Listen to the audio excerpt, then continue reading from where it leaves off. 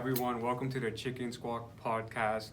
Today we have Mack with us, and we're going to be asking him a few questions about his aviculture career. So this question, we all came up with this as a class. So what came first, the chicken or the egg? The chicken. What do you think that? I've never thought about it, but it just seems right with me right now. So chicken. Okay. So can you tell us about yourself a little bit? Well, I'm from Lexington, Kentucky, and it actually segues into my agriculture and equine background, which is totally different from probably anyone else you would interview. I actually grew up in the East End Project area in Lexington, Kentucky, and I grew up on the grounds of the Kentucky Association. The Kentucky Association is Keeneland. You've heard of Keeneland? No. Actually, it's one of the most prominent racetracks in the world. And so there was a racetrack where I grew up that was there before the project area. And so when I grew up, we were athletes in my family. And four of my brothers were scholarship athletes, and I'm actually an ex-University of Kentucky football player. And so with that, I went to graduated with a degree in marketing and associate's degree in economics. And so I went into the banking industry, and for over 20 years I was in commercial banking. And so years ago I decided to research all of that history about the track where I grew up. And what I had come to discover is the prominence of African Americans in the thoroughbred and racing industry. And so with that, I wanted to pay homage to those African Americans, because they really was the basis for all of the prominence of horse racing as it is today, including the Kentucky Derby. And so I founded the Legacy Equine Academy. And so what we set out to do is to connect that history and that heritage from way back then to today's standards in the industry. And so we have expanded our program to provide a pipeline and a pathway for young kids. We target African American kids, but we're open to kids of diverse backgrounds to educate them on all the professional opportunities in the horse racing and the equine industry. Okay. So what skills has your job taught you that you can apply or have applied outside of aviculture? That's an interesting question. My skill set really focuses in on bringing people together for a greater cause. And so it really is from several different tiers. I have to have a high skill level. That is to communicate with young people first and foremost, with their parents. And so it takes what we do, there has to be a buy-in from a corporate community. And so I do a pretty good job in engaging people, talking about the mission that we offer and the things that we want to do to help young people move along in whatever direction they want to go into. And so I have to communicate that on several different levels. And there's a skill set in that. And so as the founder and CEO of an organization, not only technically do we have to run the business well, but we have to continue the mission over time. And so there's a lot of people that I have to keep engaged to provide that pathway. Oh, and so take into consideration what you have learned for your roles in agriculture. Where do you see yourself in relation to agriculture in the next 5 to 10 years? That's interesting.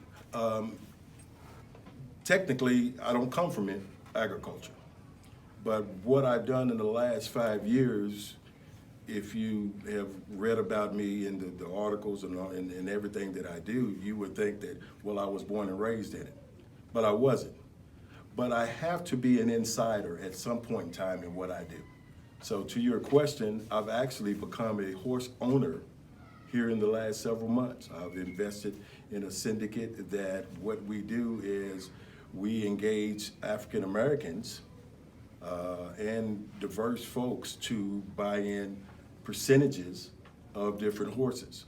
And so now I am a part of the industry. Okay, so to be a role model, you must see someone who looks like you, okay, to have, some of the energy to move in a certain direction. And so up until recently, I was not a part of the industry. Now I am. And so with all the work that we do with Churchill Downs and Keeneland and all of the industry at large, I have invested my time, and the people that we work with have invested their time to be a part of the industry, that we may be great role models for young people coming along. Okay, thank you for your answers. Absolutely. Hey guys, second questions. What does your daily routine look like? Well, I am what you would call an entrepreneur. And so my days are different from going to the office each and every day, doing the same things each and every day. I consider that so much fun because my career has been that. When I was in corporate America, I would go to the office and have my meetings and all of that. Now I have the opportunity to direct my days according to what's most important, what the priority is, whether it's working with the kids directly or making the organization function as it should. And by the way, I'm not sure that I mentioned, I do have my own business. It's called Urban Industries. We are a commercial cleaning organization. And so as a matter of fact, we just signed an account here locally. It's Castle and Key Distillery. We have that contract. So not only do I run an organization, but I do have my own business. So with all of that, each day, my wife asks me in the morning, what are you doing today? So it could be any number of things. So basically you work a lot of things. Absolutely, absolutely. So you must have great time management skills, which hopefully you young folks are learning now. And so I put that in place that I may be productive both in my company and my nonprofit organization. That's nice. Second question, why are you involved in the agriculture industry? Well, again, as I had mentioned before, there is a history and a heritage of African Americans in the industry, and that history and that heritage has changed to where African Americans was once dominant in the industry, and now, quite frankly, with all of the presentations that I make, I explain it to, we went from being dominant in the industry to extinct in it. And so with that history and that heritage, I try to connect it with young people that they may, take advantage of being the horse capital of the world. I want to make sure that select young people who may not understand all the opportunities that we provide access and exposure. That's nice. The last question, as a young agriculturalist, how do you advise we take opportunities in the agriculture industry? To get involved, to be involved in the ag program here at Western Hills. And again, to find organizations such as Legacy Equine Academy or any other organization that can give you the experience at a young age. It's a particular skill set as far as agriculture and equine, and there is no shortage of opportunities, again, here in Central Kentucky. Thank you for answering. Thanks. Hey guys, I'm here with Ron, and we wanted to know when and where did your agriculture experience start? Well, it actually started in 2016. Again, I decided to research the area that I grew up and found the history of the historic grounds that I grew up on with the Kentucky Association, and that research expanded to the impact of African Americans on the industry as far as equine and agriculture. So all of that happened about 5 years ago, and then with that, I've developed a nonprofit organization and an event called the Legacy Ball, which is a prominent Derby season event that takes place in Lexington, Kentucky.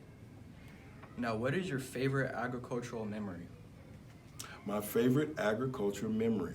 Well, related to our organization, Legacy Equine Academy, we just gave out 2 scholarships, and it's the 5th scholarship that we've given to a young person that goes through our program. This particular scholarship ceremony was very emotional for us in that we had given a scholarship to a young lady who had started in our program. In 2016, she was in the 8th grade. Wow. And so she was in the 6th grade. And she went all the way through the program and went on to major in ag science at Western Kentucky University. And we was able to give her a scholarship to help her in that progress. So imagine to create something out of the blue, like the Legacy Equine Academy, to provide a pathway and pipeline to give a kid exposure. That kid takes advantage of it, educates themselves on the industry that you're targeting, and goes into the industry to get educated, to become employed at some point in time. And not only do you help them along the way, you provide a piece of the funding that'll get them the direction they're going. That's incredible. So it really was an exciting day for us. That's really cool.